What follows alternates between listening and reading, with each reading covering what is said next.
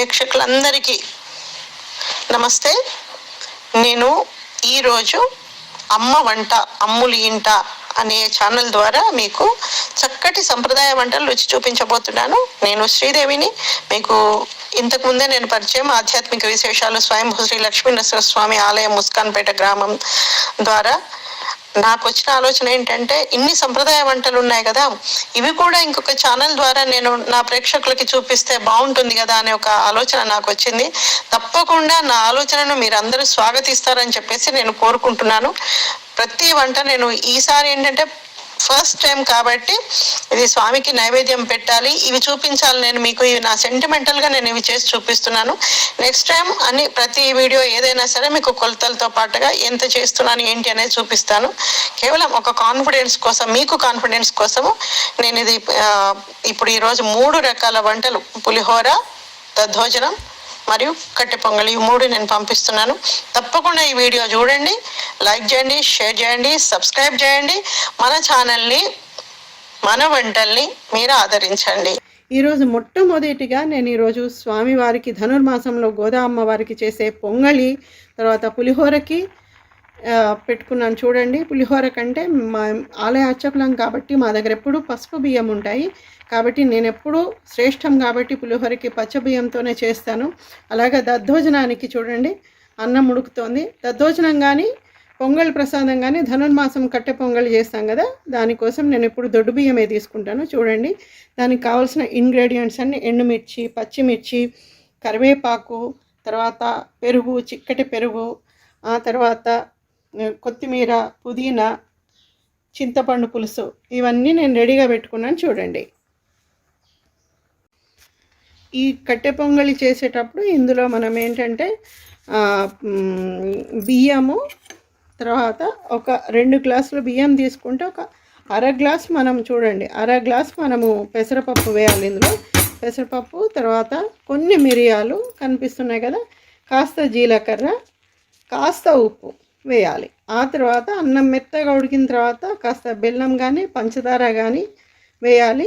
మెత్తగా ఉడికిన తర్వాత చక్కెర, కాస్త నెయ్యి వేసి చక్కగా కలిపి దించితే కట్టె పొంగలి సిద్ధమైపోతుంది.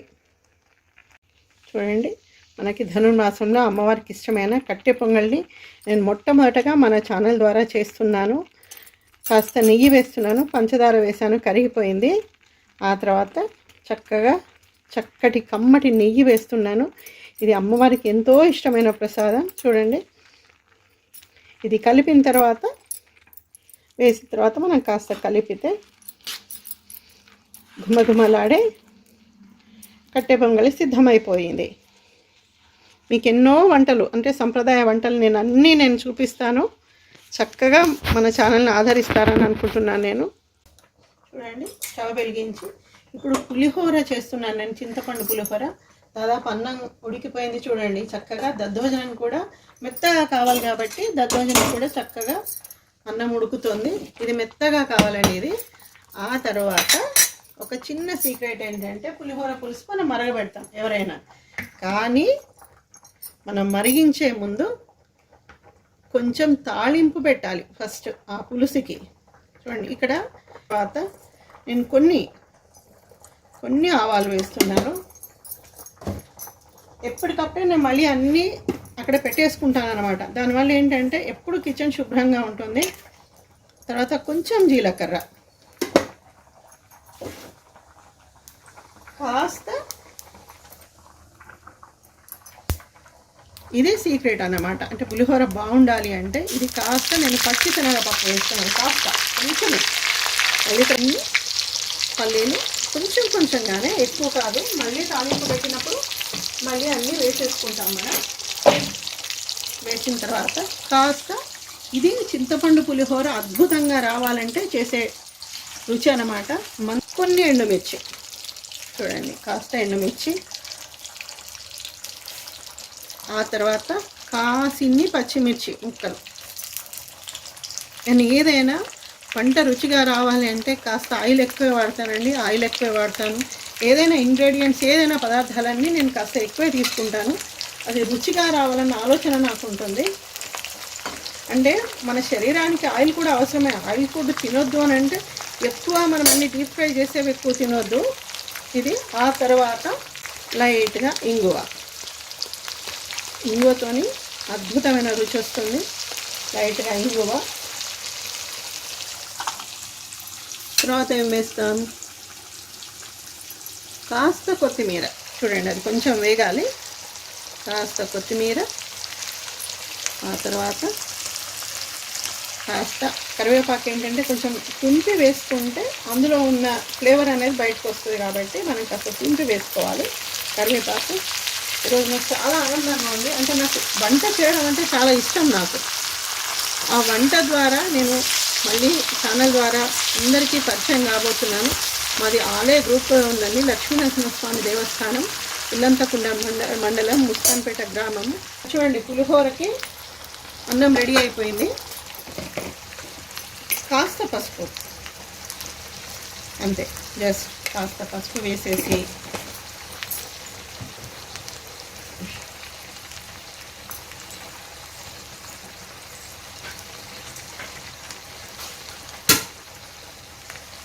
ఇప్పుడు మనము ఏదైతే మనం పులుసు మరిగించాలని అనుకుంటున్నామో ఆ గిన్నె ఇందులో పెట్టాలి. పెట్టి పులుసు కాస్త చిక్కగా, అంటే మరీ గుజ్జులాగా కాకుండా కాస్త చిక్కగా తీసుకు. నేను ఈరోజు మాకు దర్శనానికి భక్తులు వస్తున్నారు, అలాగే బంధువులు కూడా వస్తున్నారు కాబట్టి నేను ఎక్కువే చేస్తున్నాను. నేను ఈ పోపు ఏదైతే ఉందో ఆ పోపు ఇందులో కలుపుకోవాలి. చూడండి ఇలా ఇందులో కలిపేసుకోవాలి. ఇప్పుడు ఈ పులుసు మనం మరగనిద్దాం. కాస్త మెంతి పొడితోని మంచి ఫ్లేవర్. ఎందుకంటే కాస్త చిటికెడు, కాస్త ఇంగువ తాలింపులో మళ్ళీ వేయాలి. ఎందుకంటే తాలింపులో కాస్త వేయాలి. ఇంగువతోనే పులిహోరకి బ్రహ్మాండమైన రుచి వస్తుంది. కాస్త ఇది నా స్టైల్లో చేస్తున్నానండి నేను. కాస్త 1 టేబుల్ స్పూన్ నువ్వుల పొడి, తర్వాత కాస్త జీలకర్ర పొడి కాస్త వేయాలి. అంతా కొంచెం కొంచెంగా కాస్త జీలకర్ర పొడి. ఆ తర్వాత మనం ఇంత అంటే నేను కనీసం 1/2 కేజీ కంటే ఎక్కువే తీసుకున్నాను చింతపండు. చూడండి 4 స్పూన్లు నేను, అంటే మళ్ళీ మనం రైస్లో వేసుకోవాల్సిన పని లేదు. 4 స్పూన్లు నేను ఇందులో వేసేస్తున్నాను. సాల్ట్ డైరెక్ట్గా మనం అన్నం ఇందులో పోపు పెట్టుకొని ఇది కలిపేసుకోవచ్చు. ఇది మరుగుతూ ఉండాలి. చూడండి చింతపండు పులుసు చక్కగా వేడెక్కింది. ఇది బాగా మరగాలి. ఆ తర్వాత దద్దోజనం మనకి అన్నం మెత్తగా అయింది. చూడండి మెత్తగా అయింది. నేను ఇందులో స్టవ్ ఆఫ్ చేసేసి చిక్కటి పెరుగు, అంటే నేను పల్చగానే పోసేస్తానండి, చిక్కటి పెరుగు పోస్తున్నాను. ఎందుకంటే తర్వాత చాలామంది పాలు పోస్తారు. ఓకే, ఎవరి పద్ధతి వాళ్ళది. కానీ నేను కాస్త పెరుగు కొంచెం పల్చగా చేసేసుకొని ఇది పోసేస్తాను. మనకు చల్లారిన తర్వాత కూడా ఇది గట్టిగా కాకుండా ఉంటుంది, రుచిగా ఉంటుంది. ఇలా చేసుకుంటాను. మనకు చల్లారిన తర్వాత కూడా ఇది చక్కగా ఉంటుంది. లైట్గా ఇప్పుడు దద్దోజనానికి నేను తాలింపు పెడుతున్నాను. చూడండి లైట్గా ఆయిల్ వేసుకోవాలి. 2 టేబుల్ స్పూన్స్ అంత ఆయిల్ వేసుకోవాలి. ఆ తర్వాత ఇందులో మనం జీలకర్ర, ఆవాలు, కనిపించినంతగా దూరపు బంధువులాగా మినప్పప్పు కాస్త, తర్వాత దద్దోజనానికి ముఖ్యమైనది కాస్త పచ్చిమిర్చి. అది కొంచెం వేగిన తర్వాత కొన్ని ఎండుమిర్చి, కాసిని మిరియాలు. చాలామంది చిన్నపిల్లలు తినడానికి ఇష్టపడకుంటే మనం దాన్ని పొడి కొట్టుకొని కూడా వేసుకోవచ్చు. దద్దోజనంలో తప్పకుండా కాస్త పుదీనా వేయాలండి. కాస్త పుదీనా,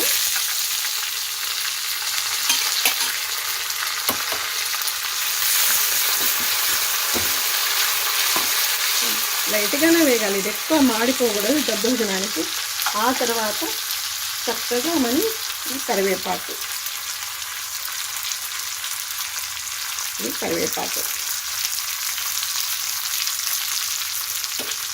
వంటని ఇష్టంగా చేస్తే అది రుచిగా వస్తుంది.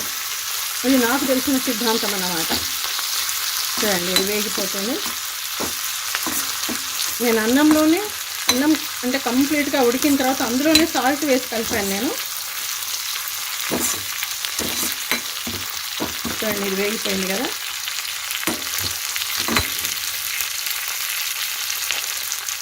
స్టవ్ కట్టేసి దీన్ని మనం ఇందులో కలిపేసుకోవాలి.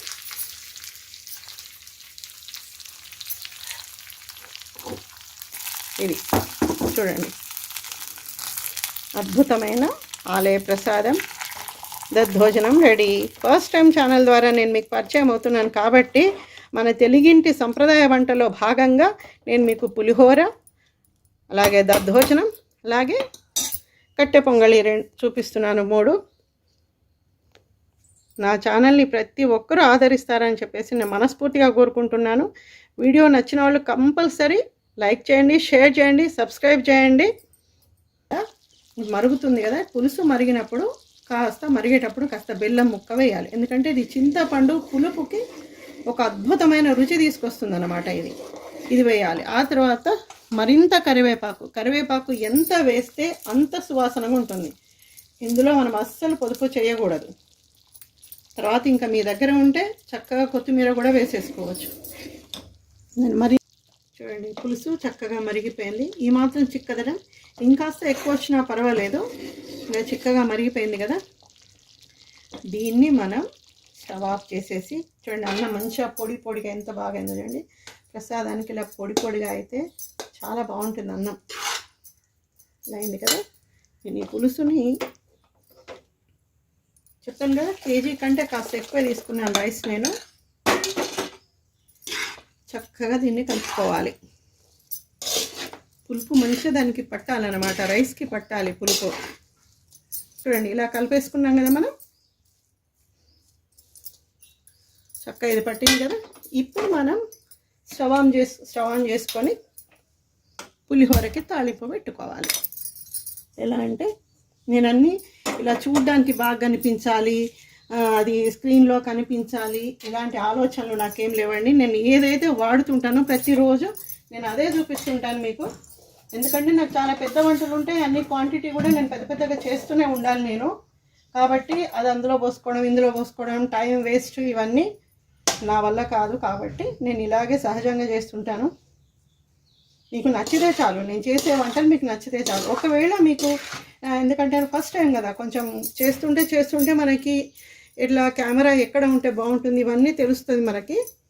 ఇంకేమన్నా మీకు డౌట్ వస్తే మాత్రం అన్యదా భావించకుండా మీరు కామెంట్లో పెట్టండి, నేను మళ్ళీ చెప్తాను నేను మీకు. చూడండి నూనె ఎప్పుడు కానీ శరీరానికి మనకు నూనె కూడా అవసరం అండి. చూడండి నేను దాదాపు ఒక చారు చెంచా ఉంటుంది కదా, ఇలా ఈ స్పూన్తో నేను ఒక 3 స్పూన్లు వేసాను. ఈ స్పూన్తో 3 స్పూన్లు అవుతుంది. ఆయిల్ ఇప్పుడు వేడెక్కాలి. ఇది నేను ఆయిల్ వేడెక్కింది. పులిహోర ఎక్కువ చేస్తున్నాను కాబట్టి, అంటే మీరు చేసేదాన్ని బట్టి మీరు క్వాంటిటీ మీరు చూసుకోవాలి. ఆడవాళ్ళకి ఏదైనా సహజంగా వస్తుంది. ఆవాలు వేసాను, అలాగే జీలకర్ర, ఆ తర్వాత మినప్పప్పు కానీ శనగపప్పు కానీ పులిహోరలో కాస్త ఎక్కువ వేయాలండి. మినప్పప్పు తర్వాత ఇప్పుడు పచ్చిశనగపప్పు.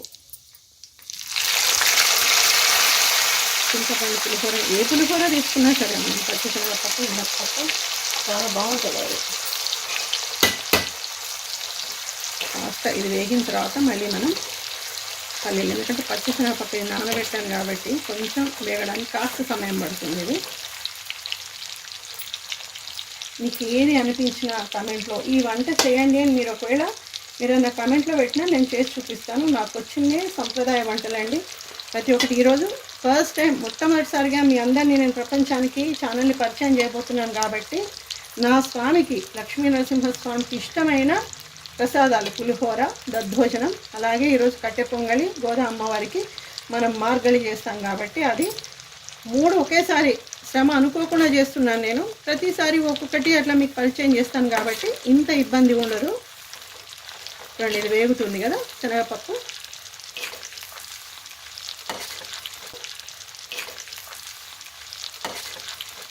ఆ చేతి గాజుల గలగలలతో, అంటే మనం ఇలా వంట చేసుకుంటూ సనాతన సంప్రదాయాల గురించి కూడా చెప్తున్నాం. చూడండి, నా చేయి కనిపిస్తుందా ఎంత చక్కగా. నేను ఇంతకంటే కూడా ఇంకెక్కువ వేసుకుంటాను గాజుల గలగలలో ఓంకారం శబ్దం వినిపిస్తుంది. చక్కగా ఆడవాళ్ళు తప్పకుండా లేవగానే చక్కగా స్నానం చేయాలి ఫస్ట్. నేను ఇంతకుముందు ఒక వీడియో కూడా చేశాను ఆధ్యాత్మిక విశేషాల్లో.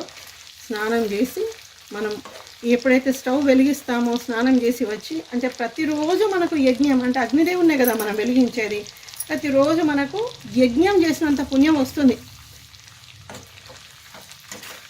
అగ్నికి, మన స్టవ్కి, అమ్మవారికి, అన్నపూర్ణాదేవిని, అలాగే అగ్నిదేవుడికి నమస్కరించుకొని మనం వంట మొదలు పెట్టాలి ప్రతిరోజు. అంటే ఎంత పెద్ద మంత్రము, శాస్త్రము ఇవన్నీ ఏం లేకుండా మనకి అద్భుతమైన పుణ్యాన్ని భగవంతుడు ఇస్తాడు మనకి. నాకు తెలిసి ఈ వంటల్లో భాగంగా నేను మీకు కొన్ని సనాతన సంప్రదాయాలు అవన్నీ చెప్పాలన్న ఒక చిన్న కోరిక నాకు. తప్పకుండా అది ఆదరిస్తారని అనుకుంటున్నాను నేను. పల్లీలు మంచిగా వేయండి. ఆడపిల్లలు చక్కగా చీర కట్టుకొని, గాజులు ఎక్కువ వేసుకొని, జడ వేసుకొని, తల్లో పూలు పెట్టుకొని, పెద్ద బొట్టు పెట్టుకొని, అంటే పెద్దగా అంటే మరీ పెద్దగా కాదు, బొట్టు కింద కుంకుమ ఇవన్నీ పెట్టుకొని చక్కగా మనకు కనిపిస్తే సాక్షాత్తు అమ్మవారి లక్ష్మీ స్వరూపంలాగా మనం ఎట్లా భావించుకుంటామో వంటకులో కూడా అంతే. వేయాల్సినవన్నీ మనం వేస్తే, నేను పల్లీలు గుప్పెడు కంటే ఎక్కువ వేసాను నేను పల్లీలు. చూడండి, ఇవన్నీ వేస్తేనే ఆ వంటకు ఒక అందం, ఒక రుచి. అన్నింటికంటే ముఖ్యంగా మనం ఇష్టంగా చేయాలి. మన వాళ్ళు భోజనం చేస్తారు కదా, ఇంట్లో ఉన్న మగవాళ్ళైనా పిల్లలైనా, అమ్మకి ఎందుకు ఇంత సహజంగా ఎక్కడి నుండి వచ్చిందని ఆలోచించాలి. ఎంత పెద్ద ఉద్యోగాలు చేసే వాళ్ళైనా, మినిస్టర్ అయినా, కలెక్టర్ అయినా, ఇక్కడ స్త్రీ దగ్గర తను చేసే పనికి గౌరవం ఇవ్వాల్సిందే. కడుపు నింపుతున్నాం కదా వాళ్ళని, ఆ కడుపుతో పాటు వాళ్ళ మనసు నిండిపోతుంది అన్నమాట. ఆకలి తీరిన తర్వాత మనసు నిండిపోతుంది. కాబట్టి ఇందులో భాగంగా ఇంట్లో ఎవరైనా కానీ ఆడవాళ్ళని ఎగతాళి చేయకుండా చక్కగా గౌరవించడం, ప్రేమించడం అలవాటు చేసుకుంటుంటే ఆ కుటుంబ బంధాలు కూడా బలపడతాయి. పల్లీలు వేగాయండి. పచ్చిమిర్చి, పులిహోరలో కాస్త పచ్చిమిర్చి వేయాలి, చాలా బాగుంటుంది. మనం ఎక్కడ పులుసు మరిగేటప్పుడు వేసాం పచ్చిమిర్చి. అలాగే తర్వాత నెక్స్ట్ ఎండుమిర్చి. చూడండి, ఎండుమిర్చి ఎక్కువ పులిహోర కాబట్టి నేను ఈ మాత్రం తీసుకున్నాను. నేను ఒక 15 మిర్చి బాగా కట్ చేసుకున్నాను సగానికి.